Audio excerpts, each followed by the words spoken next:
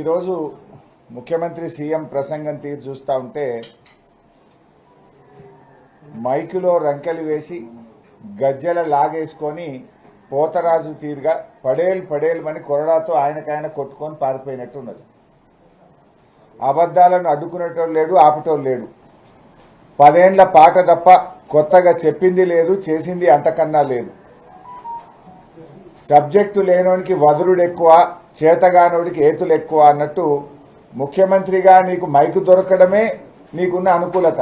ఎందుకంటే మాకు మైక్ ఇయ్యలే, ఉల్టా ఆయన్నే చెప్పండి స్పీకర్ గారిగా వాళ్ళకి మైక్ ఇవ్వకండి, బీఆర్ఎస్ వాళ్ళకి ఛాన్స్ ఇవ్వకండి, నేను చాలా అబద్ధాలు ఆడినాయిగా, మళ్ళీ నా అబద్ధాలను ఏడ వాళ్ళు బయట పెడతారు అని చెప్పి మైక్ ఇవ్వద్దని పరోక్షంగా స్పీకర్ గారికి చెప్పి ఆయన బయటకు బారిపోయింది. ఆయనకు తెలిసింది గోరంతా, చెప్పేదంతా కూడా అబద్ధాలే. అబద్ధాల పునాదుల మీద అధికారంలోకి వచ్చి ఇవాళ అసెంబ్లీలో కూడా అబద్ధాలతోనే పాలన కొనసాగిస్తా ఉన్నాడు. మూసీ కాలుష్యం కంటే ముఖ్యమంత్రి నోటి కాలుష్యం ఎక్కువైపోయింది. అసలు ఒక్కటన్నా నిజం చెప్పినవాడు ఈరోజు అసెంబ్లీలో? ఏడాదిలో నువ్వు చేసిందేమీ లేదు, గొంతు దించుకోవడం తప్ప రేవంత్ రెడ్డి ఏడాదిలో చేసిందైతే ఏమీ లేదు. అబద్ధాలు చెప్పడంలో గిన్నిస్ రికార్డును ఇలా రేవంత్ రెడ్డి గారు బద్దలు కొడతా ఉన్నాడు. నాకైతే అనిపిస్తుంది అబద్ధాల నుంచి ఇక దేవుడే ఈ రాష్ట్రాన్ని కాపాడాలేమో, ఈ ప్రజల్ని కాపాడాలని అనిపిస్తా ఉంది. ఇంతసేపు 2 గంటల ప్రసంగం చేసిండు బైసాబ్ ముఖ్యమంత్రి. 2 గంటల ప్రసంగంలో రైతు భరోసా ఎప్పుడు ఇస్తాడో, ఎంత ఇస్తాడో ఒక్క ముక్కనన్నా చెప్పిండా? 2 గంటల ప్రసంగంలో 2 లక్షలకు పైగా అప్పులున్న వాళ్ళను ఉరకండి, బ్యాంకుల్లో మీదున్నది కట్టండి, మేము రుణమాఫీ చేస్తా అని ముఖ్యమంత్రి అన్నాడు. ఈయన మాట నమ్మి చాలా మంది 2 లక్షలకు పైగా ఉన్న రుణాలు కట్టారు. మరి వాళ్ళకి ఎప్పుడు రుణమాఫీ చేస్తావో ఇంతవరకు చెప్పలేదు. 30వ తారీఖు మహబూబ్ నగర్ లో పోయి 2750 కోట్లు విడుదల చేసిన అన్నావు. ఇప్పటి వరకు ఏ ఒక్క రైతుకు బ్యాంక్ అకౌంట్ లో పడలేదు. ఎన్ని పచ్చి అబద్దాలంటే ఆయన పూర్తిగా గోబల్స్ ను మాట్లాడేటువంటి ప్రయత్నం చేస్తా ఉన్నాడు. ఇలా ఈ 2 గంటల ప్రసంగం చూస్తే మొన్న మేము అప్పుల విషయంలో ప్రభుత్వం యొక్క నోరు మూయించినాం. ప్రభుత్వం యొక్క అబద్దాలను లెక్కలతో సహా అంకెలతో సహా చూపించి ఆ ప్రభుత్వాన్ని, ఉప ముఖ్యమంత్రి గారిని ఈ అప్పు 4,17,000 అని బల్ల గుద్ది అసెంబ్లీ సాక్షిగా లెక్కలతో సహా చెప్పి ప్రభుత్వం నోరు మూయించినాం. అంటే ఇవాళంతా కూడా ఆయనకి ఏమైపోయిందంటే ఈ 5-6 రోజుల నుంచి సభలో ప్రభుత్వం తేలిపోయింది, ప్రభుత్వం పలసబడిపోయింది. ఆయన కడుపులో ఉన్నదంతా కూడా ఇవాళ కక్కిందంతా కుక్కేసే. ఇవాళ రైతు భరోసా మీద చర్చ అంతా కూడా రాజకీయ ఉపన్యాసమే తప్ప రైతులకేమిస్తాడు, ఎప్పుడు ఇస్తాడు, ఎట్లా ఇస్తాడు, ఒక్క ముక్క కూడా చెప్పలే ఇవాళ రేవంత్ రెడ్డి గారు. అయితే ఇవాళ ఆయన ప్రసంగంలో కొన్ని అంశాలు క్విక్గా నేను చెప్పదలుచుకుంది ఏంటంటే, ఇవాళ ముఖ్యమంత్రి గారు మాట్లాడుతూ ఒక స్కూల్ కట్టిండ్రా అని ఇష్టమైనట్టు మాట్లాడి, నీకేం తెలుసు, పోదాంపా, ఏ కాన్స్టిట్యున్సీకి పోదాం, కట్టిన గిరిజన గురుకులాలు చూపిస్తాం, కట్టిన మన ఊరు మనబడి పాఠశాలలు చూపిస్తాం. ఇవాళ ఎంత అభివృద్ధి జరిగిందో ఏ కాన్స్టిట్యున్సీకి పోయినా కూడా ప్రజలు చెప్పడానికి రెడీగా ఉంటారు. మాట్లాడుతూ ఏమంటాడు, ఫార్మాసిటీకి విలువైన భూములు సేకరించి అగ్గువకే మేము భూములు కేటాయించినామన్నాడు. నేను రేవంత్ రెడ్డి సవాల్ చేస్తున్నా, మేము ఫార్మాసిటీలో ఏ కంపెనీకైనా 1 ఎకరమన్నా కేటాయించినామా? కేటాయించిందే లేదు, నువ్వు అగ్గువకు కేటాయించినావంటావు. ఇవన్నీ అబద్ధాలు కదా. అబద్ధాలు ఆడడానికి సిగ్గుండాలి. ఒక్క అబద్ధమా? నీ ఉపన్యాసంలో ప్రతి సబ్జెక్ట్ లో నువ్వు అబద్ధాలే మాట్లాడినావు. I'm ready for open discussion. మాకేమో మైక్ ఏవైతివి, ఇక సభానాయకుడు అని ముఖ్యమంత్రి అని నోటికొచ్చినట్టు సొల్లు వాగుడు వాగిపోయినావు. నువ్వు ఫార్మాసిటీలో విలువైన భూములు సేకరించినమాట, అగ్గువకు కంపెనీలకు కేటాయించినమాట. ఎస్, నేను అడుగుతున్నా, బీఆర్ఎస్ పార్టీ అసలు భూమే కేటాయించదు. అగ్గువకు అనే ప్రశ్న ఎక్కడిది? కేటాయిస్తే ఎవరికి కేటాయించినాం, అగ్గోకిస్తే ఎంత అగ్గోకి ఇచ్చినామో చెప్పు ముఖ్యమంత్రి. నువ్వు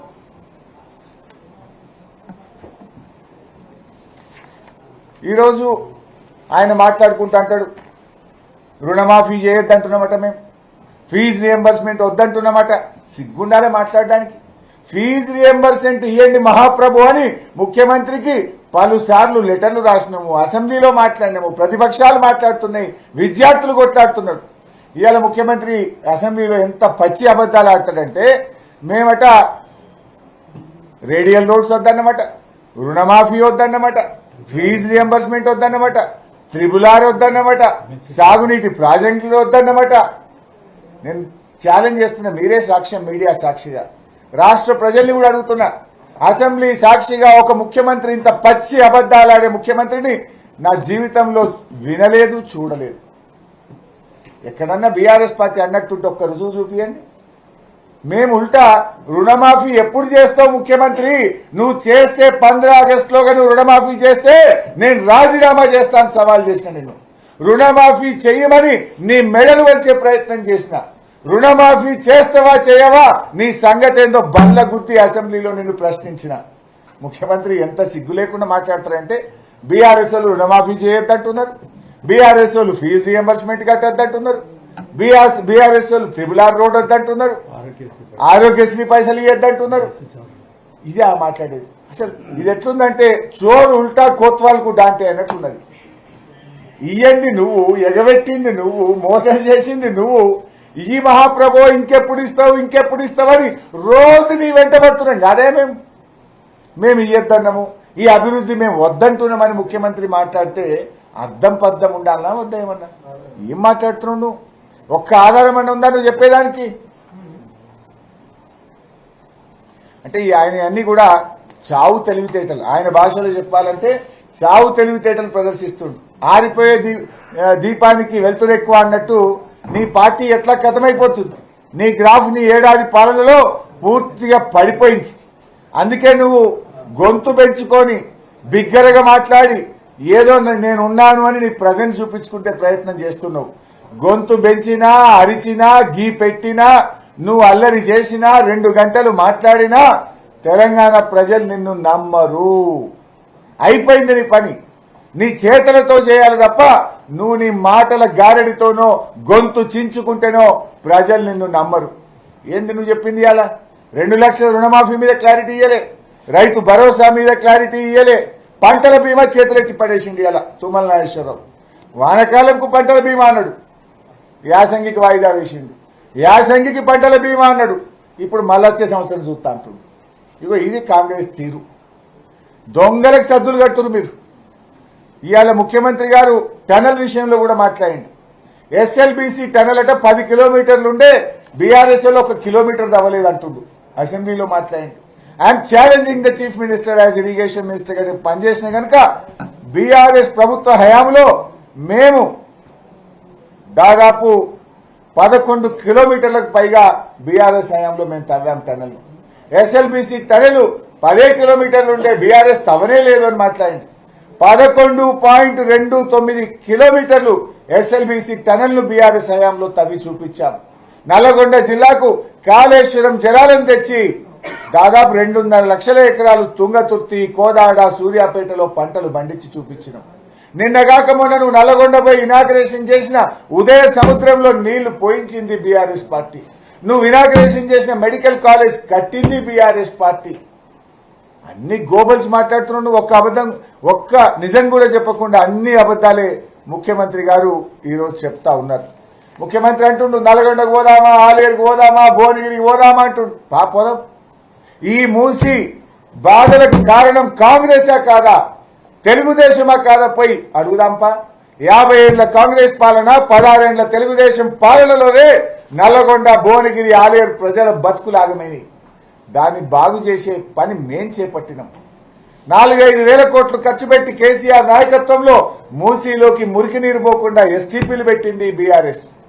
కాళేశ్వరం నీళ్లు తెచ్చి మూసీలో గోదావరి జలాలు ప్రవహింపజేయడానికి ప్రణాళికలు చేసింది బీఆర్ఎస్. పోదాంపా ముఖ్యమంత్రి గారు, లగచెర్ల పోయి అడుగుదాంపా. నీ కాన్స్టిట్యున్సీకే పోయి లగచెర్ల రైతులతో మాట్లాడదాం. వస్తానో కదా గన్మెన్లు లేకుండా? ఎస్, మేము కూడా వస్తాం. లగచెర్ల పోదాం. మూసీలో బాధితులు ఉన్నారు కదా, మూసీ ఎక్కడైతే నది ప్రారంభమవుతుందో అక్కడి నుంచి నల్గొండ దాకా నడుద్దాంపా. ఎప్పుడు పోదామో డేట్ పెట్టు, వస్తాం, మేము కూడా వస్తాం, ఎన్ని రోజులు నడుస్తామో నడుద్దాం. ఏదో అసెంబ్లీలో మైక్ ఉందని మాట్లాడు కాదు కదా. నీ తీరెట్లున్నదంటే కేవలం దబాయింపులతో నువ్వు ఇవాళ మా మీద ఇవాళ జులుం చేసే ప్రయత్నం చేసినావు. స్పీకర్ గారు కూడా అరే మా క్లారిఫికేషన్ మైక్ ఇవ్వమంటే కనీసం మైక్ కూడా ఇవ్వకుండా ఈరోజు సభను వాయిదా వేసుకొని వెళ్లిపోయిన పరిస్థితి చూశాం. అప్పుల గురించి మాట్లాడింది ముఖ్యమంత్రి గారు, మరి క్లారిఫికేషన్ మైక్ ఇవ్వాలి కదా. ఈ అప్పుల గురించి అయితే ఒక జోక్ అయిపోయింది బైసా. మీరు కూడా ఒక్కసారి పాత వీడియోలు తీసి ఈ మంత్రులందరూ ఎప్పుడెప్పుడు ఏమేమి మాట్లాడినో ఒక దగ్గరే చూపిస్తే కనీసం వాళ్ళకి సిగ్గన్న వస్తుంది. ఇప్పుడు పోయినసారి అసెంబ్లీ సమావేశాల్లో వైట్ పేపర్లో 6,71,000 కోట్లు అన్నాడు బట్టి, మొన్న మదిరకు పోయిండు 7,11,000 అన్నాడు. ఇవాళ ముఖ్యమంత్రి కొత్తగా 630 చెప్పిండు. చూసిదా మీరు, 630 అని ముఖ్యమంత్రి చెప్పిండు. ఇవాళ పొద్దుగానేమో జూపల్లి 8 లక్షలు అన్నాడు. ఇక మొక్కాల వీళ్ళకు జూపల్లి 8 లక్షలు అంటాడు, ముఖ్యమంత్రి 6,30,000 అంటాడు. ఇక ఉప ముఖ్యమంత్రి ఆర్థిక మంత్రి ఏమో ఓనాడు 7,11 అంటాడు, అసెంబ్లీలో 670 అంటాడు. అసలు కథ అది 4,17,000 కోట్లు. లెక్కలతో సహా నిన్ననే చెప్పిన అసెంబ్లీలో 4,17. ఇది తప్పైతే ఇప్పుడే ఇక్కడే చెప్పు, ఎట్ట తప్పో చెప్పు అంటే నోరు విప్పకుండా తల దించుకొని డిప్యూటీ సీఎం గారి సభ నుంచి బయటకు పోయి even I'm today ready 4,17 BRS చేసినప్పు. మీరేదో ఇలా వారసత్వంగా 72,000 కోట్ల అప్పు వచ్చి ఇంకా పెండింగ్ ఉందని నేను చెప్పిన అసెంబ్లీలో. అది 72,000 కాదు కదా, 72,000 అప్పు మీరు గవర్నమెంట్ తీసుకున్న నాడు కూడా పాత కాంగ్రెస్ గవర్నమెంట్ చేసిన అప్పు ఇంకా 72,000. అది 11,000 కార్పొరేషన్లు అంటే 83,000 ఉన్నది. కాంగ్రెస్ ప్రభుత్వం వచ్చినాక డిసెంబర్ 7 నుంచి మార్చి 31 దాకా చేసిన 15,000 ఉంది. ఇదే 1,00,000 కోట్లు. ఇవేమి కలపడంలా ఈ 72,000 ఇవాళ ఉన్నది. మీరు మళ్ళీ 10 ఏళ్ల తర్వాత కాంగ్రెస్ గవర్నమెంట్ వచ్చినాక కూడా 72,000 ఉంది. మధ్యలో 10 ఏళ్లలో పాత కాంగ్రెస్ గవర్నమెంట్ వారసత్వంగా ఇచ్చిన అప్పుకు మిత్తిలకు 3 లక్షల కోట్లు కట్టినాం. మరి మేము 3 లక్షల కోట్ల అప్పు గత కాంగ్రెస్ ప్రభుత్వం వారసత్వంగా ఇచ్చిన అప్పు మేము కట్టుకుంటూనే అన్ని కార్యక్రమాలు చేసినాం. రైతు బంధు ఇచ్చినాం, రైతు బీమా ఇచ్చినాం, 2,000 పెన్షన్ ఇచ్చినాం, కళ్యాణ లక్ష్మి ఇచ్చినాం, కేసీఆర్ కిట్ ఇచ్చినాం, ప్రాజెక్టులు కట్టినాం, మంచినీళ్లు ఇచ్చినాం, సబ్ స్టేషన్లు కట్టినాం, 24 గంటల కరెంట్ ఇచ్చినాం. నీ లెక్క అప్పులని చెప్పి ఎన్నికల్లో ఇచ్చిన హామీలు ఎగ్గొట్టే ప్రయత్నం చేయలేదు రేవంత్ రెడ్డి. మేము కూడా గతంలో వారసత్వంగా వచ్చిన అప్పు మా 9.5 సంవత్సరాల్లో 3 లక్షల కోట్ల అప్పు కట్టినాం, అభివృద్ధి పనులు కొనసాగించినాం. నీకు చేతగాక ప్రజలను ముందుకు పోలేక మా మీద అబద్ధాలు చెప్పి తప్పించుకోవాలని ప్రయత్నం చేస్తే ఇచ్చిపెట్టాం. త్వరలోనే నేను ఇంకా డీటెయిల్గా మీ ఇంటలెక్చువల్స్ను, ఎడిటర్లను అందరినీ కూడా పిలిచి ఈ అప్పుల గురించి ఇంకొక ప్రజెంటేషన్ కూడా డీటెయిల్గా ఇచ్చి ఈ కాంగ్రెస్ ప్రభుత్వం చెప్తున్న అబద్ధాలను బట్టలిప్పేస్తాం. కళ్ళగట్టినట్టుగా వీళ్ళ గోబల్స్ ను ప్రజాక్షేత్రంలో నిలబెడతాం. ఇకపోతే కాళేశ్వరం గురించి మాట్లాడింది. ఆయన ఏమంటాడు 50,000 ఎకరాలకే నీళ్ళు ఇచ్చినాం అన్నడా లేదా? ఇవాళ ఇది నేను చెప్తలేను. ఇక ఇది ఈ ప్రభుత్వం ఇచ్చిన ప్రజెంటేషన్. కాంగ్రెస్ ప్రభుత్వం అధికారంలోకి వచ్చిన తర్వాత కాళేశ్వరం ప్రాజెక్టు దగ్గర మొత్తం మంత్రులు పోతే ఆడ ఒక ప్రజెంటేషన్ పెట్టి లైవ్ టెలికాస్ట్ వచ్చింది టీవీలలో. ఏముంది ఇలా కాళేశ్వరం ప్రాజెక్టులో మొత్తం కలిపి 20,33,572 ఎకరాల ఆయకట్టు వచ్చిందని ఇది కాంగ్రెస్ ప్రభుత్వం చెప్పిన లెక్క. ఇది కాంగ్రెస్ ప్రభుత్వం చెప్పిన లెక్క. ఇలా దేని కింద ఎంత వచ్చిందో ఉన్నది. కాలువల కింద 98,571 ఎకరాలు, కొత్తగా చెరువులు నింపడం ద్వారా 39,146 ఎకరాలు, 2,143 ఎంఐ ట్యాంకుల కింద 1,67,000 ఎకరాలు, స్థిరీకరణ కింద 17 లక్షల ఎకరాలు, అదేవిధంగా కూడవెల్లి, హల్దీవాగు చెక్ డ్యాంల కింద 21,000 ఎకరాలు, మొత్తం 20,33,000 ఎకరాలకు కాళేశ్వరం కింద ఆయకట్టు వచ్చిందని నీ ప్రభుత్వం ప్రజెంటేషన్లోనే ఉంది. ముఖ్యమంత్రి ఇలా అసెంబ్లీలో అంటాడు 50,000 వారింది. నోరా మోరా మాట్లాడుతేందుకు కొద్దిగా సిగ్గన్ను ఉండాలి అబద్ధాలానికి. ఒక మంచినీళ్ళే కాదు కదా, మొన్న ఈ మధ్య ముఖ్యమంత్రి కోకోకోలా ఫ్యాక్టరీ ప్రారంభించిండు ములుగులో. అది ఎడికెళ్ళి వచ్చింది? It is the fall back of Kaleshwaram project. Kaleshwaram project నీళ్ల మీదనే కోకోకోలా కంపెనీ ఆడికి వచ్చింది కదా. ఆడ కొన్ని వేల మందికి ఉద్యోగాలు దొరుకుతున్నాయి కదా. ఇవాళ త్రాగునీరు ఇవాళ సగం ఉత్తర తెలంగాణకు కాళేశ్వరం ప్రాజెక్టులో కట్టిన మల్లన్న సాగర్ నుంచో, రంగనాయక్ సాగర్ నుంచో, గౌరవెల్లి నుంచో ఈ ప్రాజెక్టుల నుంచే కదా ఈరోజు నీళ్ళు వస్తున్నాయి. త్రాగునీరిచ్చింది, సాగునీరిచ్చింది, పరిశ్రమలకు నీరిచ్చింది. ఇప్పుడు నువ్వు నిన్న మొన్న చెప్తున్నావు హైదరాబాద్కి 20 టీఎంసీల నీళ్లు తెస్తా, హైదరాబాద్ త్రాగునీటి అవసరాలకు మూసి శుద్ధి చేయడానికి 20 టీఎంసీలు హైదరాబాద్ తెస్తా అని బాగా మాట్లాడుతున్నారు కదా ముఖ్యమంత్రి. ఎక్కడి ఆ 20 టీఎంసీలు? అవి కాళేశ్వరం నుంచే తెస్తున్నావు. కేసీఆర్ కట్టిన మల్లన్న సాగర్ కాళేశ్వరంలో అంతర్భాగమైన మల్లన్న సాగర్ నుంచే కదా నువ్వు హైదరాబాద్ నీళ్ళు తెస్తున్నావు. కాళేశ్వరమే లేకపోతే మల్లన్న సాగర్ లేదు, మల్లన్న సాగరే లేకపోతే హైదరాబాద్కు నువ్వు తెస్తానన్న 20 టీఎంసీలు ఎక్కడికి వస్తాయని నేను అడుగుతాను. ఈ మాట్లాడేటప్పుడు సోయి ఉండాలి కదా. నువ్వే చెప్పినావు కదా 20 టీఎంసీలు తెస్తే ఆడికెళ్ళి తెస్తున్నావు, కాళేశ్వరమే కదా. మూసి శుద్ధి చేయడానికి ఆడికెళ్ళి తెస్తున్నావు, కాళేశ్వరం నీళ్ళే కదా. ఈ విషయం ఒక్కసారి గుర్తు పెట్టుకోవాలి. అంటే ఇవాళ ఆయన ఒక కాశీం రజు లెక్క అయిపోయింది. ఏది పట్టది ఓ రాజు లెక్క, ఒక నియంతలాగా ఇవాళ రేవంత్ రెడ్డి పాలన ఉన్నది, రేవంత్ రెడ్డి యొక్క మాటలు ఉన్నాయి. ఇకపోతే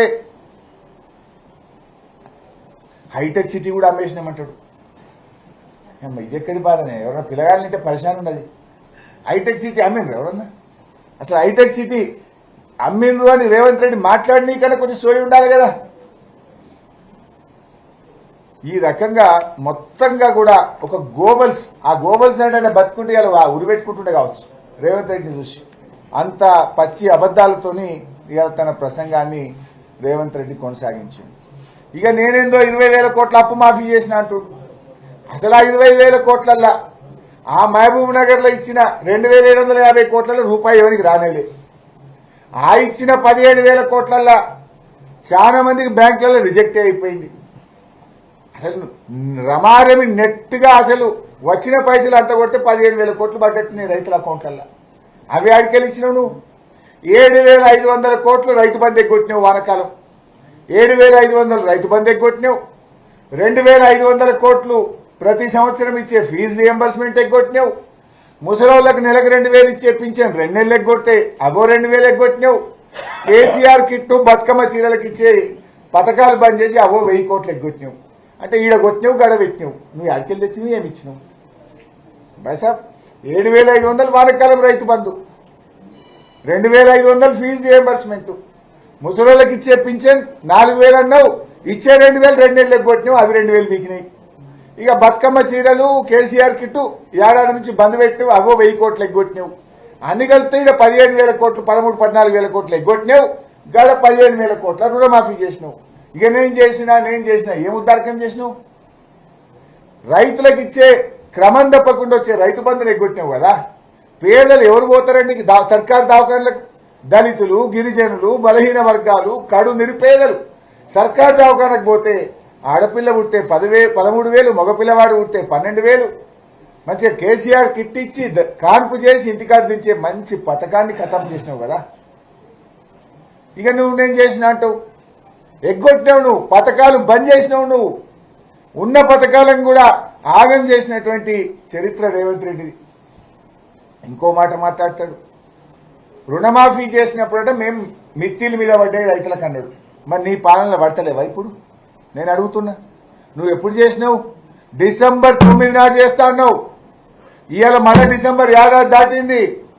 నువ్వు ఇస్తున్న రుణమాఫీ డిసెంబర్ 9, 2023 నాటికే ఇస్తున్నావు.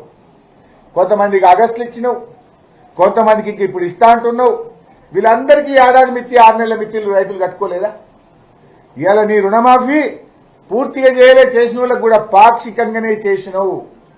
మిత్తి గడితేనే బ్యాంకుల రుణమాఫీ అయింది. బ్యాంకులోళ్ళు ముక్కు విండి నీ పాలనలో అయిన కొద్ది మందికి కూడా మిత్తి గట్టినాకనే రుణమాఫీ కాగితం వాళ్ళ చేతికి ఇచ్చింది. దీని మీద నేను రెడీగా ఉన్నా. రైతుల మీద మిత్తి పట్టరా లేదా? I'm ready for open discussion. మంత్రి తుమ్మల గారు వస్తారా, భట్టి గారు వస్తారా, ముఖ్యమంత్రి గారు వస్తారా, రమ్మనండి. నువ్వు చేసిందే పావులలో 40 పైసలు చేసినావు. ఆ చేసిన 40 పైసల్లో కూడా రైతుల మీద వడ్డీ భారం పడ్డది. ఇంకా 60% మంది రైతులకు రుణాలు మిగిలే ఉన్నాయి. నేను అడుగుతున్నా, 2 లక్షల పైన మీద నువ్వేమన్నావు? తొందరగా కట్టుండ్రి, మీరు కట్టంగానే నేను మాఫీ చేస్తాను, ఈ బ్యాంకులలో 2 లక్షలు వేస్తాను. నీ మాట నమ్మి 3 రూపాయల మిత్తికి 2 రూపాయల మిత్తికి అప్పు తెచ్చి కట్టిన రైతులు.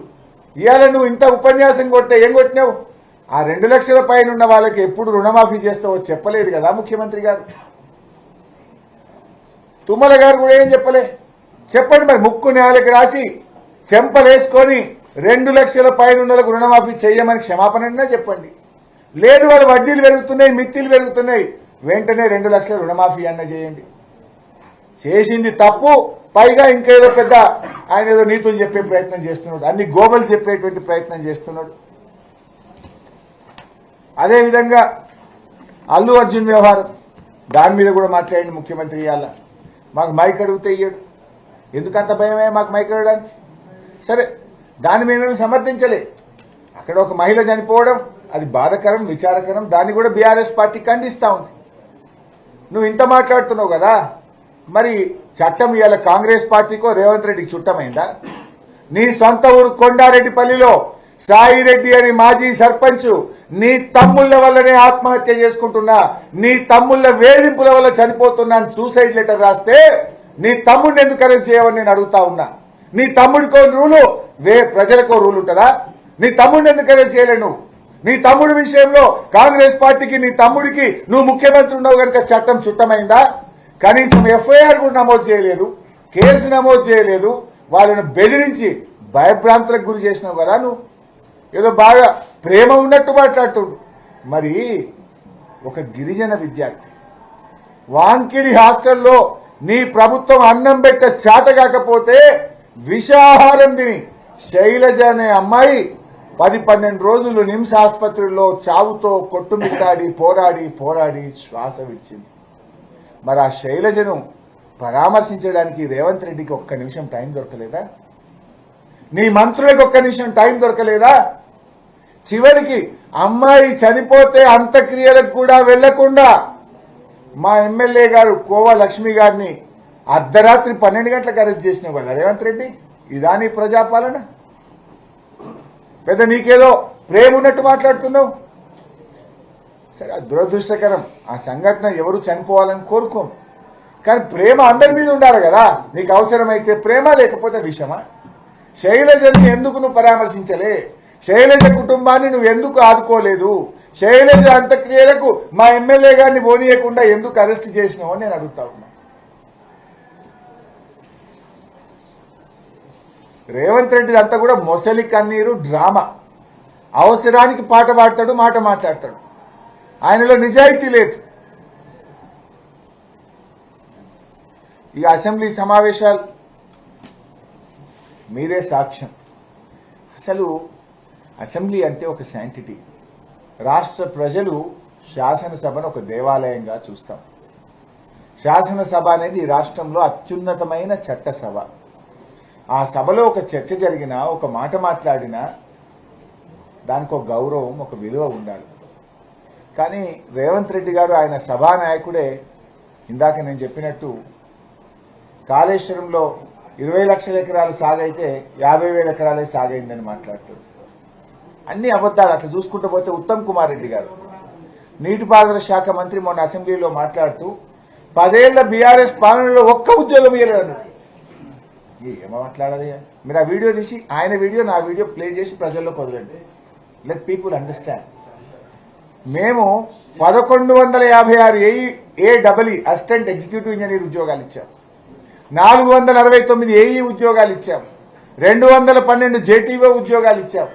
అన్ని కలిపి ఒక ఇరిగేషన్ శాఖలో 2094 ఉద్యోగాలు మేమిస్తే ఉత్తమ్ కుమార్ రెడ్డి అసెంబ్లీలో మాట్లాడతాడు 10 ఏళ్ల బీఆర్ఎస్ పాలనలో ఒక్క ఉద్యోగం ఇవ్వలేదని ఉత్తమ్ కుమార్ రెడ్డి మాట్లాడితే అది శాసనసభనా ఇంకేమన్నా కాంగ్రెస్ పార్టీ ఆఫీసా? అసెంబ్లీని ఇలా గాంధీ భవన్ లాగా మార్చింది మీరు. గాంధీ భవన్ లో గత 10 ఏళ్లు అబద్దాలు చెప్పిందే చెప్పి గాంధీ భవన్ లో 10 ఏళ్ల బీఆర్ఎస్ పాలన మీద గోబల్స్ ఎట్లయితే ప్రచారం చేసిండ్రో ఇవాళ అసెంబ్లీలో కూడా అవే గోబల్స్ ప్రచారం చేస్తున్నారు. అప్పుడు 4,17,000 అయితే జూపల్లి 8 లక్షలు అంటాడు, ముఖ్యమంత్రి 6,30,000 అంటాడు, బట్టి విక్రమార్కనేమో 6,87 అంటాడు. ఏంది అప్పుల విషయంలో అబద్ధాలే, కాళేశ్వరం నీటి పారకంలో అబద్ధాలే, ఇకపోతే ఉద్యోగాలు ఉత్తమ్ కుమార్ రెడ్డి ఉద్యోగాలు ఇచ్చే విషయంలో అబద్ధాలే, రాజేందర్ రెడ్డి అని ఒక ఎమ్మెల్యే కాంగ్రెస్ ఎమ్మెల్యే అంటాడు ఒక్కో బీఆర్ఎస్ ఎమ్మెల్యే 1000 కోట్లు సంపాదించాడు. ఇదేం అబద్ధాలు అంటే నోటికి వచ్చినట్టు మాట్లాడడం. స్పీకర్ గారు కూడా వాటిని ఎక్స్పెల్ చేయకపోవడం, తిరిగి ఆన్సర్ చెప్పడానికి మాకు అవకాశాలు ఇవ్వకపోవడం. ఫార్ములా ఈ రేస్ మీద కూడా చర్చించాలని మేము అడిగాం, దాని మీద కూడా ఈరోజు మాట్లాడలేదు. నీ పాలనలో ఏముంది రేవంత్ రెడ్డి గారు? 54 మంది గురుకుల పాఠశాల విద్యార్థులు నీ ఏడాది పాలనలో చచ్చిపోయింది. నీ ఏడాది పాలనలో 89 మంది ఆటో డ్రైవర్లు ఆత్మహత్య చేసుకున్నారు, 29 మంది చేనేత కార్మికులు ఆత్మహత్య చేసుకున్నారు, 450కి పైగా రైతులు ఆత్మహత్య చేసుకున్నారు. నీ పాలనలో 1000కి పైగా రేప్ కేసులు జరిగినాయి. ఈ రాష్ట్రంలో దాదాపు 390 ప్రొటెస్టులు జరిగినాయి. కుక్క కాటులు, పాము కాటులు, తేలు కాటులు నిత్యకృత్యమైపోయినాయి. వేలాది మంది విద్యార్థులు విష ఆహారం బారిన పడ్డది నీ పాలన. సో ఈ రకంగా రేవంత్ తన తప్పిదాలను, తన చేతగాంతనాన్ని, తన ఫెయిల్యూర్స్ ని కప్పుపుచ్చుకోవడానికి 2 గంటల పాటు అన్ని అబద్దాల ప్రసంగాన్ని కొనసాగించి తిరిగి బీఆర్ఎస్ పార్టీకి మైక్ ఇవ్వకుండా అని అసెంబ్లీ నుంచి వెళ్ళిపోయింది. ఇకపోతే అసెంబ్లీ కూడా రౌండప్ చేద్దాం. ఈ సమావేశాలు ఏం జరిగిందో కూడా I want to make a roundup. ఈ అసెంబ్లీ సమావేశాల్లో మొదటి రోజు అసలు అసెంబ్లీ పెట్టారు. మీరు కూడా చూశారు. అసలు అసెంబ్లీ అనేది కూడా దాని విలువ తగ్గించే విధంగా ఎట్లా, ఇప్పుడు మీరు చూస్తే మొదటి రోజు అసెంబ్లీ పెట్టిండు, 6 రోజులు సెలవులు అన్నారు. అంటే బర్త్డేకు అసెంబ్లీ పెట్టుడు, పెళ్లిళ్ళు వస్తే సెలవు ఇచ్చుడు, ఏదో రాజ్భవన్ ముందు ధర్నా ఉంది అంటే అసెంబ్లీని వాయిదా వేసుకొని పోవుడు, అంటే అసెంబ్లీ యొక్క శాంటిటీని కూడా దెబ్బతీసే విధంగా చేసింది. మీకు తెలుసు కదా బైసా, బర్త్డేకి అసెంబ్లీ ఎట్లా పెట్టిండ్రో, అది కూడా ఎంత జాగ్రత్తగా పెట్టింది తెలుసా మీకు? సోనియా గాంధీ గారు పుట్టింది 1946 డిసెంబర్ 9. 1946 డిసెంబర్ 9. డిసెంబర్ 9 నాడు అసెంబ్లీ పెట్టిండ్రు బర్త్డే కోసం. జీవో ఇచ్చిండ్రు, ఏది తెలంగాణ తల్లి విగ్రహం జీవో నెంబర్ కూడా 1946 ఇచ్చిండ్రు. ఆమెను ప్రసన్నం చేసుకోవడానికి హైకమాండ్ కోసం వీళ్ళు పాలన చేస్తున్నారు తప్ప ప్రజల కోసం చేస్తున్నట్టు కనబడతలేదు. జీవో నంబర్ 1946, సోనియా గాంధీ పుట్టింది 1946. అసెంబ్లీ ఎప్పుడు పెట్టిండ్రు? డిసెంబర్ 9. ఇంకా ముఖ్యమంత్రి అలా చెప్తాడు స్పీచ్లో, సోనియా గాంధీ గురించి మనం మాట్లాడద్దు అంటాడు. ఆ సోనియా గాంధీనే బలిదేవత అన్నావు కదా నువ్వు, పుణ్యాత్ముడా. అందితే చుట్టూ, అందకపోతే కాళ్ళు. బలిదేవత అన్నది నువ్వే, కాళ్ళు మొక్కుతున్నది నువ్వే, ఇయ్యాల ప్రసన్నం చేసుకోవడానికి నానా పాటలు పడుతున్నది నువ్వే కదా రేవంత్ రెడ్డి గారు. సో అట్లా అసెంబ్లీని కూడా బర్త్డేకు పెట్టుడు, పెళ్లిళ్ళు వస్తే సెలవులు ఇచ్చుడు, ధర్నాలుంటే వాయిదా వేసిపోవుడు, ఇదే అసెంబ్లీ నడిపే తీరు? Is it the way of running the house? అసెంబ్లీలో ప్రతిపక్షాల గొంతు నొక్కుడు, మైక్ ఇవ్వకపోవడం, క్లారిఫికేషన్కి అవకాశం ఇవ్వకపోవడం, సభలో మమ్మల్ని తిట్టడానికి ఎవరికంటే వాళ్ళకు, గవర్నమెంట్ అంటే మంత్రులకు ఇస్తారు, ఈ సభ్యులకు అవకాశం ఇస్తాడు. ఇక కోమటిరెడ్డి గారు లేచి మాట్లాడితే ఆయన ఏం మాట్లాడతాడో మీరే చూసిండ్రు. ఆయన సోయి లేకుండా, సబ్జెక్ట్తో సంబంధం లేకుండా, ఎటుపోతాడో తెలియకుండా గంటల కొద్దీ ఆయన మాట్లాడు. చివరికి వాళ్ళ మంత్రులు పోయి అంగిలు పెట్టి కూర్చున్నారు ఆయన. స్పీకర్ కూడా కూర్చోమన్నా కూర్చోడు ఆయన. స్పీకర్కు వినడు, తోటి మంత్రులకు వినడు, శాసనసభ వ్యవహారాల మంత్రికి వినడు. ఆయన ఎవరి చేతులున్నాడో, ఏం మాట్లాడతాడో ఎవరికి అర్థం కాకుండా అయిపోయింది. మనం జరుగుతుంటే ఆయన ఎంత కూర్చోపోతే ఎల్ఏ మినిస్టర్ పోయి అంగి పెట్టి కూర్చుంటాను, శ్రీధర్ బాబు కూర్చోబోయి కూర్చోని. స్పీకర్ గారు ఇలా కూర్చో అంటే కూడా కూర్చుంటలేదు లాస్ట్. ఇది పరిస్థితి, సభ జరుగుతున్న తీరు. అంటే చట్టసభల మీద ఈ కాంగ్రెస్ ప్రభుత్వానికి, రేవంత్ రెడ్డికి ఏమాత్రం కూడా గౌరవం లేకుండా పోతా ఉంది. బయట అబద్దాలు, సభలో అబద్దాలు, ముఖ్యమంత్రి గారితో సహా మంత్రులు కూడా అన్ని అబద్దాలతో ఈ సభను నడిపించేటువంటి ప్రయత్నం చేశారు. అయితే గట్టిగా అరుస్తూ నోరు పెద్దగా చేసుకొని మాట్లాడుతున్నారు. ఎట్లుందంటే రేవంత్ రెడ్డి ఇలా ప్రసంగించిన తీరు, పతివ్రత పరమాన్నం వండి పెడితేనంటే తెల్లారదాకా చల్లారలేదట. ఇక అట్లున్నది రేవంత్ రెడ్డి యొక్క మాటలు, ఆయన ప్రసంగం. అవినీతి గురించో, రాష్ట్ర అభివృద్ధి గురించో అసలు ముసలి కన్నీరు కాలుస్తున్నాడు. రేవంత్ పాలనంతా అవినీతిమయమే కదా. బిల్లులు కావాలంటే 8%, హెచ్ఎండిఏలో పర్మిషన్లు కావాలంటే 10%. ఇవి అందరూ రాష్ట్ర ప్రజలకు ఇలా వాయిస్ ఆఫ్ ద పీపుల్.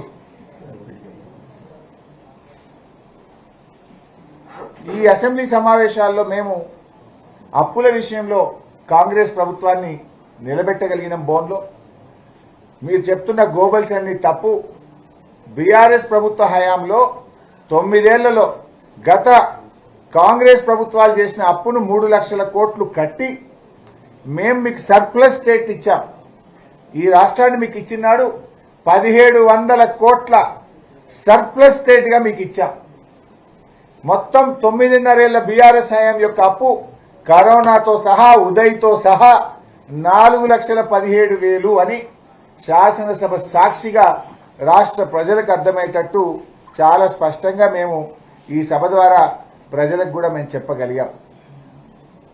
ఇక మొదటి రోజు డిసెంబర్ 9, ఆ రోజు కూడా రేవంత్ అదానీల బంధాన్ని మా టీషర్ట్ల రూపంలో వినూతనమైన పద్ధతుల్లో నిరసన తెలియజేసి ఆ బంధాన్ని ఈ రాష్ట్రం ముందు దేశం ముందు నిలబెట్టగలిగాం. ఎందుకంటే ఢిల్లీలో అదానీ మోడీ బాయి బాయి అంటే ఇక్కడ గల్లీలో మన తెలంగాణ రాష్ట్రంలో రేవంత్ అదానీ బాయి బాయి అయిపోయింది. సో కాంగ్రెస్ పార్టీ నైతికతనే లేదు అని రేవంత్ మరియు అదానీ మధ్య ఉండే అక్రమ సంబంధాలను వినూతన పద్ధతుల్లో టీషర్ట్ల రూపంలో వచ్చి చాలా స్పష్టంగా ప్రజల ముందు ఈయనను ఎండగట్టగలిగినాం. ముద్దాయిగా వీరి యొక్క అక్రమ సంబంధాన్ని ప్రజలకు అర్థమయ్యేటట్టు చెప్పగలిగాం. ఇక రెండవ రోజు 16 డిసెంబర్ 2024 లగచెర్ల రైతులపై 3rd డిగ్రీ గాని రైతులకు బేడీలు వేసినటువంటి విషయంలో వాయిదా తీర్మానం ఇచ్చి మేము గట్టిగా పట్టుబట్టాం. ఆ రోజు క్వశ్చన్ అవర్ కూడా జరిగిండే. సర్పంచులు, ఎంపీటీసీలు, జెడ్పీటీసీల పెండింగ్ బిల్లుల మీద కూడా చాలా గట్టిగా పట్టుబట్టి ఒక్క నవంబర్ నెలలో బడా కాంట్రాక్టర్లకు 1,200 కోట్ల బిల్లు ఇచ్చినావు. 12 నెలల్లో 600 కోట్లే ఉన్నాయి సర్పంచ్ల పెండింగ్ బిల్లులు, ఎందుకు ఇవ్వవు అని ప్రభుత్వాన్ని గట్టిగా నిలదీయగలిగినాం. ఒక్క నెలలో బడా కాంట్రాక్టర్లకు 1,200 ఇచ్చినావు. 12 నెలల మీద 600 కోట్లు ఇవ్వడానికి చేతనైతలేదా? ఎందుకు కాంట్రాక్టర్ల మీద, స్థానిక సంస్థల మీద చిన్న చూపు అని పెండింగ్ బకాయిల మీద, సర్పంచ్ ఎంపీటీసీల ఇష్యూ మీద గట్టిగా నిలబెట్టినాం.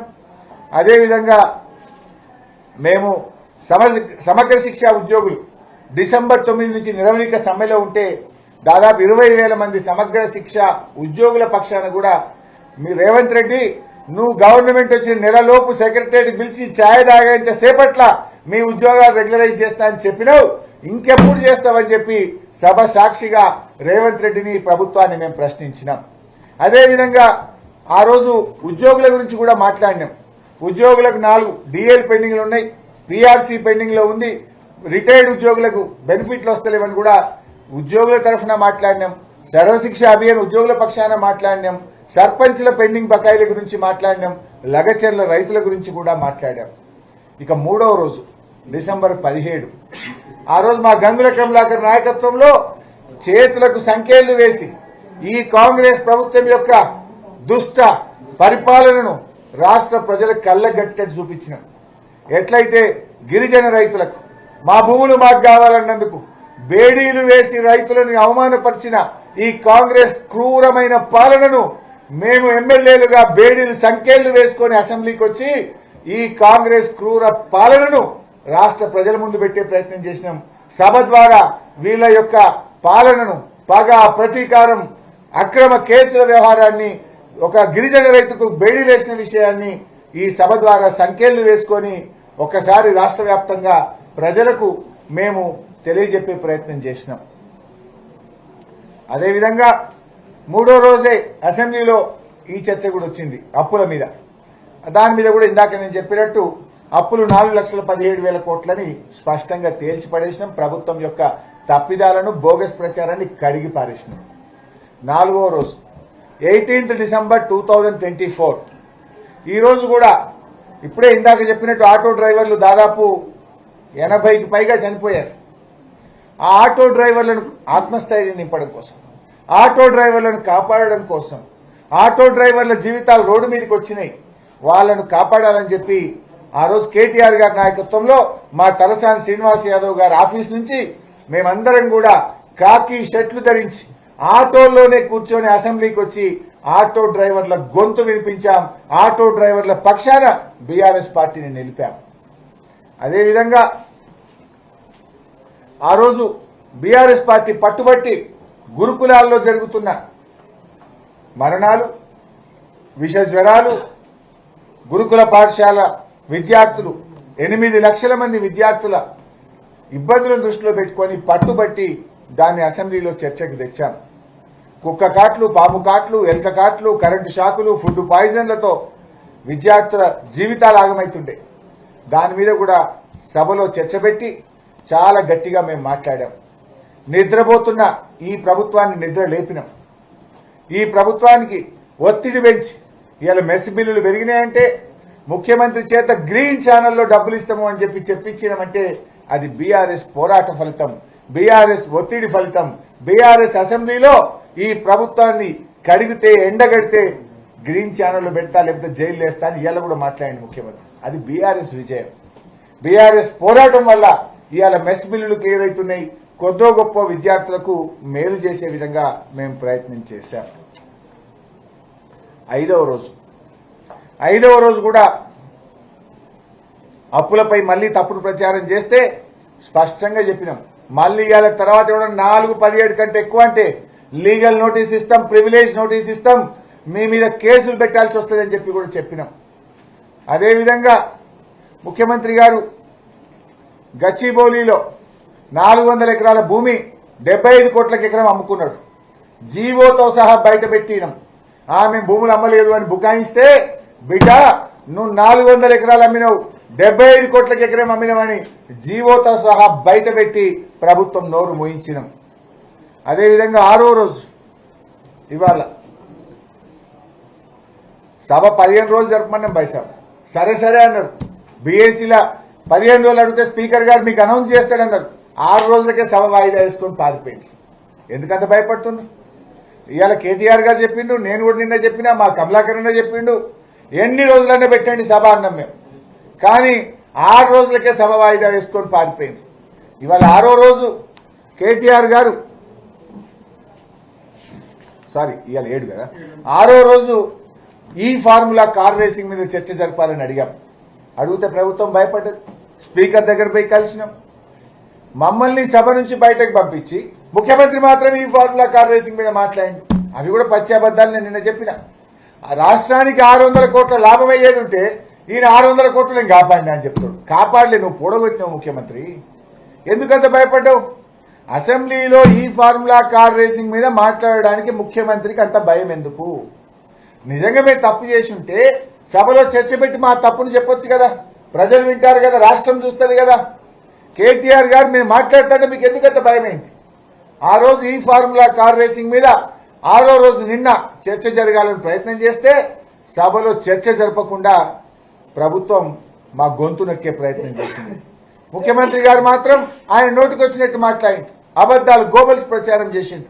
నేను నిన్ననే ప్రెస్ మీట్లో విషయాలన్నీ కూడా చెప్పిన. అది కేవలం 47 కోట్లు మాత్రమే అని ఆధారాలతో సహా, ఈమెయిల్తో సహా, లెటర్తో సహా నిన్న సాయంత్రం తెలంగాణ భవన్లో ప్రెస్ మీట్లో పెట్టి చెప్పాను. ఇక 7వ రోజు ఇవాళ లాస్ట్ రైతు భరోసా అవాస్తవాల మొత్తం.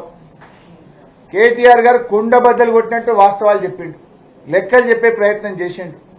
రైతు భరోసా ఇవ్వకుండా కాంగ్రెస్ చేస్తున్న కుట్రలను అసెంబ్లీ సాక్షిగా వివరించే ప్రయత్నం చేసిండ్రు.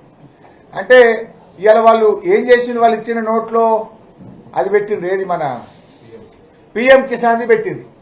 అసలు పిఎం కిసాన్ ఎంతమందికి వస్తుందో తెలుసు కదా బైసాబ్ మీకు? 20 లక్షల మందికి వస్తుంది అంతే రైతుల, 20 లక్షలు. రైతు బంధు ఎంతమందికి వస్తుంది? 69-70 లక్షల మందికి వస్తుంది. అంటే మీరు 3 వంతులు ఎగ్గొట్టే ఆలోచన చేస్తున్నారా? అసలు పిఎం కిసాన్ ఇవాళ చర్చలో మీ నోట్లో ఎందుకు పెట్టారు అని మేము అడుగుతా ఉన్నాం.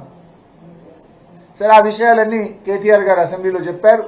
ఇవాళ ముఖ్యంగా కౌలు రైతుల పక్షాన, రైతు బంధు విషయంలో, రుణమాఫీ విషయంలో ప్రభుత్వాన్ని బీఆర్ఎస్ పార్టీ గట్టిగా నిలదీసింది. అయితే ఇక్కడ కూడా మీరు చూడొచ్చు, ఇవాళ ముఖ్యమంత్రి ఫ్రస్ట్రేషన్ నేను అర్థం చేసుకుంటాను. నేను అప్పుల విషయంలో సెల్ఫ్ గోల్ అయింది, చర్చ పెట్టిండ్రు, 4-17 అని గవర్నమెంట్ డిఫెన్స్ లో పడ్డది, సెల్ఫ్ గోల్ కొట్టుకున్నది. రైతు బంధు విషయంలో కూడా చర్చ జరిగితే రుణమాఫీ విషయంలో ప్రభుత్వం బండారం బయటపడుతుంది కనుక ఇక గొంతు దించుకొని లేని ఉన్నాయి అన్ని పిచ్చి పిచ్చిగా అబద్దాలు మాట్లాడి మాకు మైకి ఇవ్వకుండా సభను వాయిదా వేసుకొని సమావేశాలు ముగించుకొని పారిపోయింది కాంగ్రెస్ పార్టీ ప్రభుత్వం. సో ఈ రకంగా సమావేశాలను ఒక గాంధీ భవన్ సమావేశాల్లాగా లేదా సిఎల్పి సమావేశాల్లాగా అబద్దాలను గోబల్స్ను ప్రచారం చేస్తూ ఈ సభ నడిపేటువంటి ప్రయత్నం చేశారు. బట్ అయినా కూడా బీఆర్ఎస్ పార్టీ విద్యార్థుల పక్షాన, నిరుద్యోగుల పక్షాన, ఉద్యోగుల పక్షాన, రైతుల పక్షాన, ఆటో డ్రైవర్ల పక్షాన, ఆశా వర్కర్ల పక్షాన, రాష్ట్ర ప్రజల పక్షాన మేము ఈ 6-7 రోజుల పాటు ప్రజల గొంతుకగా ఈ ప్రభుత్వాన్ని నిలదీసినాం. ఆయా వర్గాల పక్షాన వారి సమస్యలను శాసనసభలో ఎత్తిచూపి ప్రభుత్వం మీద ఒత్తిడి పెంచే ప్రయత్నం చేశాం. ఇవాళ సభలో కూడా మీరు చూశారు, ఎమ్మెల్యేల సంఖ్య కంటే మార్షల్ సంఖ్య పెరిగింది. 119 మంది ఎమ్మెల్యేలు అయితే 150 మంది మార్షల్స్ని పెట్టిండ్రు. ఈ సభలో హైడ్రా మీద కూడా మా నగర ఎమ్మెల్యేలు, హైదరాబాద్ ఎమ్మెల్యే వివేక్ గౌడ్ గారు హైడ్రాలో పేదల ఇండ్ల కూల్చివేత మీద కూడా చాలా అద్భుతంగా గట్టిగా ప్రశ్నించాం. హైడ్రా మీద మా పోరాటం ఫలించింది ఒక రకంగా. ఎట్లా అంటే ఇక ఇళ్లలో ఉండేటోళ్ళే కూలగొట్టం, పర్మిషన్లు ఉన్నోళ్ళే కూలగొట్టం అని ప్రభుత్వం వెనకడుగు వేసిందంటే అది బీఆర్ఎస్ పోరాటం, బీఆర్ఎస్ ప్రయత్నం. ఎందుకంటే గతంలో అనుమతి ఉన్నదని చూపించినా కూలగొట్టింది, పర్మిషన్ ఉంది ఇది పట్టాభూమి అన్నా వినకుండా కూలగొట్టే హైకోర్టు మొట్టికాయలు వేసింది. సభలో కూడా హైడ్రా తరఫున కూడా వివేక్ గౌడ్ గారు గట్టిగా మాట్లాడారు.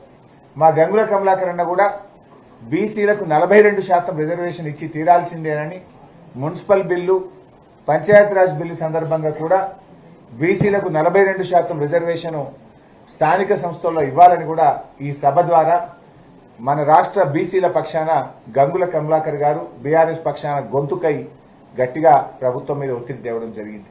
ఈ రకంగా అనేక ప్రజా సమస్యల మీద ఉన్న కొద్ది సమయంలో కూడా వివిధ రూపాల్లో ప్రభుత్వం మీద ఒత్తిడి పెంచి ప్రజల గొంతుకగా బీఆర్ఎస్ పనిచేసింది. రాబోయే రోజుల్లో కూడా ప్రజాక్షేత్రంలో ఉంటాం, ప్రజల పక్షాన ఉంటాం. ఈ పోరాటం రేపు కూడా కొనసాగుతుంది. Thank you.